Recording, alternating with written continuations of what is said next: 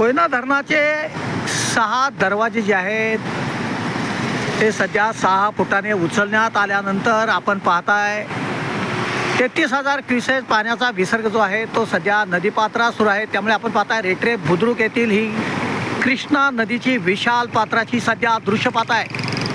कृष्णा नदीच्या पात्रात सध्या मोठी वाढ झाली आहे. आपण सध्या दृश्य पाहताय रेटरे गावाजवळून वाहणाऱ्या कृष्णा नदीची. आपण पाहताय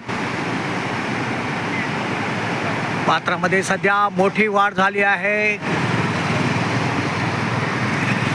आणखीन 4 दिवस कोयना पाणलोट क्षेत्रात मुसळधार पाऊस पडला आणि धरणातून येणाऱ्या पाण्याचा जर विसर्ग वाढवण्यात आला तर नक्कीच ही कृष्णा जी नदी आहे ती आपण धोक्याची पातळी ओलांडू शकते.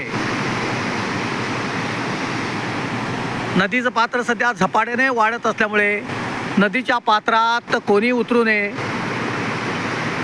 असे आवाहन सध्या कोयना सिंचन विभागाच्या वतीनं करण्यात आलं आहे. हे रेटरे बुद्रुक जवळून वाहणाऱ्या कृष्णा नदीची विशाल पात्र जे आपण पाहताय दृश्य.